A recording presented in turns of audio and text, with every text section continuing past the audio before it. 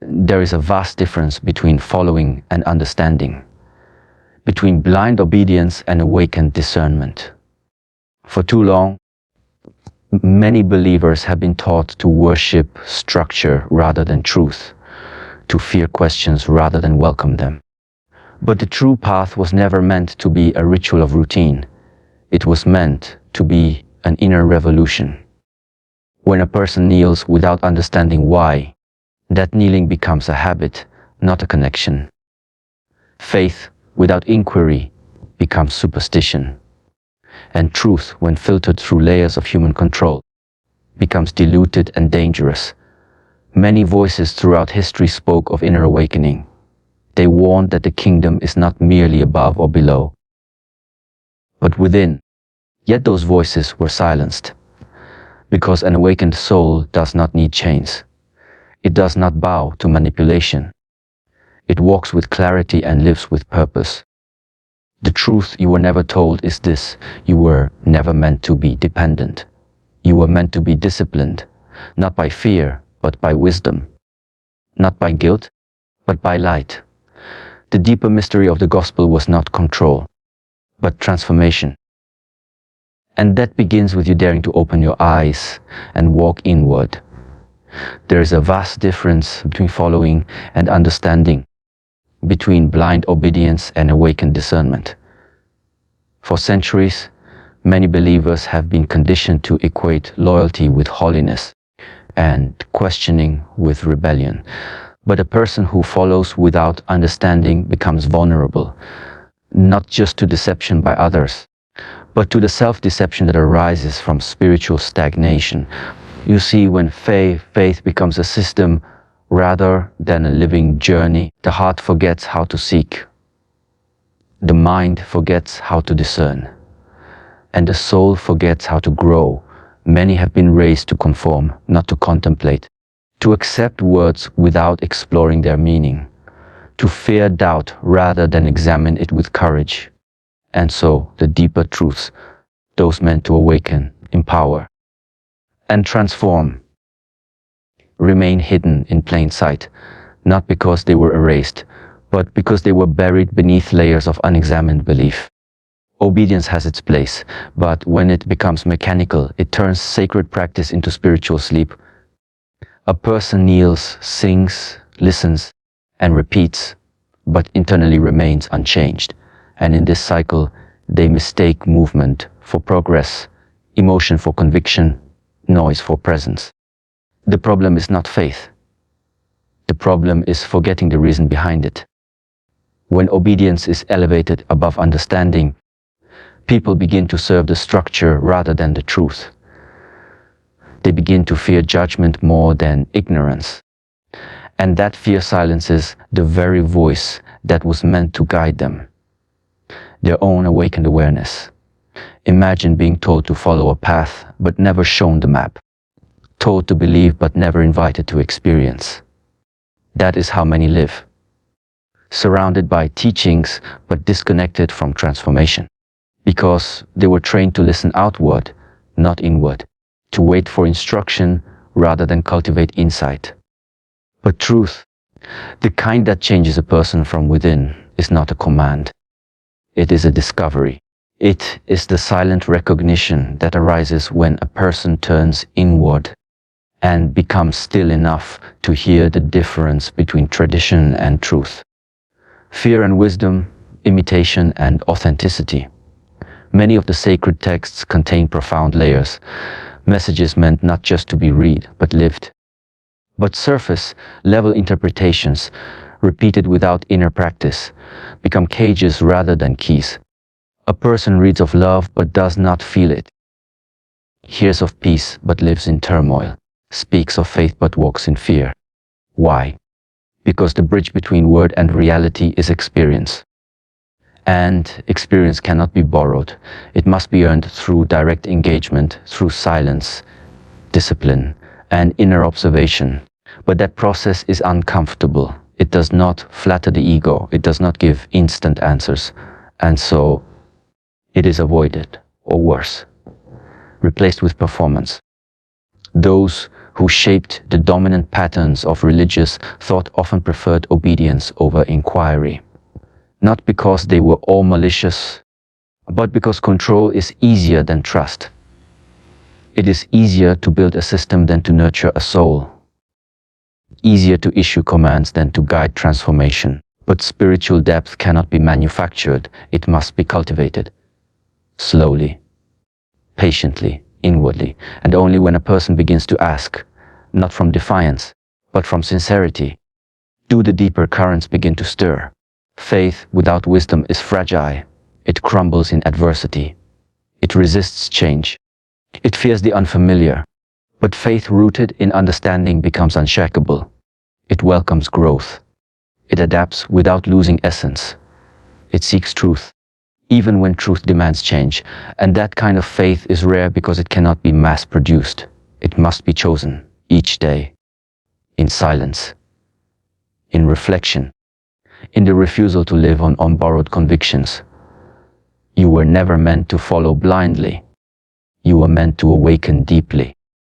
The spiritual path is not about memorizing the right words, but embodying the right spirit. Not about appearing righteous, but becoming whole. And that journey begins when you stop asking, what should I believe? And start asking, what is true in my direct experience? That is the path they rarely mention. That is the truth they rarely teach. Because it cannot be controlled. It cannot be sold. It can only be lived. And that they fear more than anything. If truth is a fire, then institutions have spent centuries placing blankets over it. Why? Because the light that illuminates also burns away falsehood. And if you were ever to truly see, truly know, you would no longer need permission to walk with God. You would walk with presence. The earliest teachings, stripped of their politics, point to a path of mastery. Self-mastery. That Christ was not only a savior to be worshipped, but a template to be followed. Greater things will you do, he said, not as metaphor, but as a charge. But that truth was buried beneath layers of fear, control, hierarchy, and convenience. Because a person who rises above their inner weakness cannot be ruled by outer power. A person who practices truth in silence cannot be manipulated by noise. The truth they never told you is this. You were not just saved to be safe. You were called to become. And becoming requires more than attendance. It demands training, silence, sacrifice, practice, and the courage to live in alignment when the world offers distraction. If truth is a fire, then those in power have become masters at containing it. Because truth, when it is pure and undiluted, cannot be manipulated, and it cannot be tamed. It awakens, it exposes, it liberates. And a liberated individual no longer fits into systems of control. A person who knows their worth in the eyes of the divine cannot be bought with fear or guilt. A person who has touched truth no longer depends on rituals to feel holy. They become holy through their way of living. This is why the deeper truths have often been kept away from the common people. Not by burning books, but by burying insight beneath layers of distraction. Superficial teaching and fear-based obedience.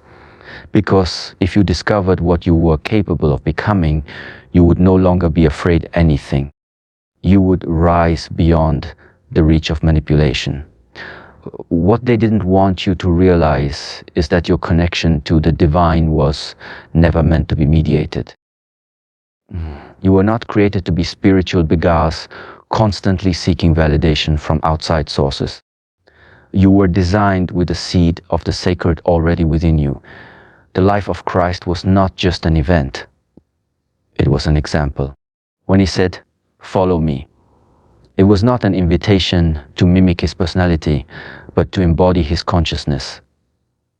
"Greater things will you do," he said, not as poetry, but as prophecy. Yet how many believers today live as if that potential is real? Very few.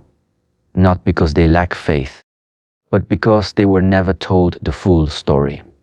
They were told salvation is about escape, not about transformation, about waiting for heaven, not becoming a vessel of it here and now.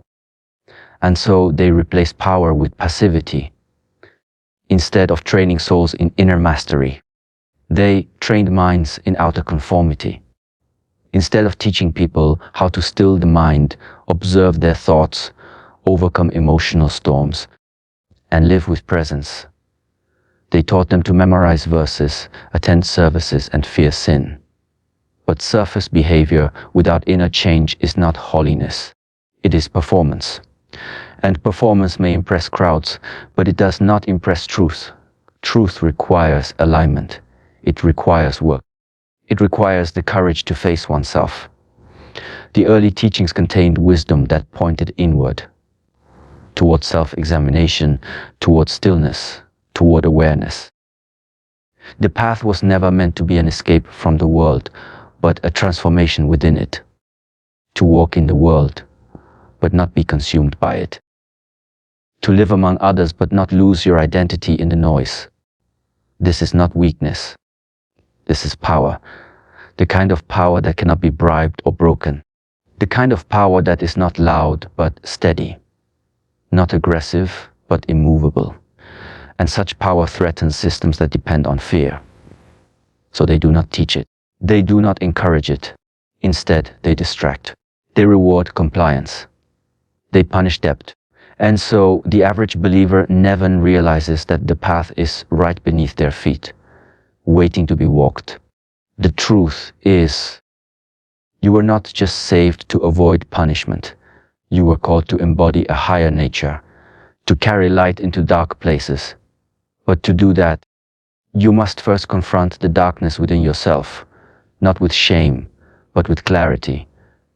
And clarity comes only through practice, through silence, through study, not just of books, but of your own heart. You were never meant to be passive in your spiritual life. You were meant to be a warrior of light, not fighting others, but mastering yourself, not defending doctrine, but embodying wisdom. This is why the path was hidden, because a person who walks it becomes untouchable by manipulation. They no longer crave approval.